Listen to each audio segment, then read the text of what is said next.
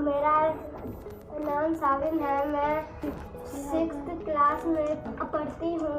आपको अपनी ड्राइंग्स दिखाना चाहती हूँ। इसमें अपना घर बनाया है, चेयर, बैग और मैं हूँ ये, और बैलून है, इसमें गेट भी है, लाइंस खींच के बनाई है, और इसमें कुछ ऐसा भी है, बिंदु है, सीधी लाइन। कोरोना के बारे में कुछ किया है, और मैंने ये डॉक्टर, पुलिस और अपना ये इंडिया है, और ये सफाई वाला है, और मैंने अपने देश के लिए ये चित्र किया है।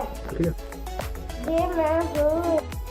अनारे के बारे में ऊंची आवाज ये दे रही हूँ, और एक भाई पेड़ में पानी दे रहा है, और ये हमारे स्कूल का, गांधी स्कूल का कंप्यूटर बनाया है, और ये कीबोर्ड है, और ये माउस है, और ये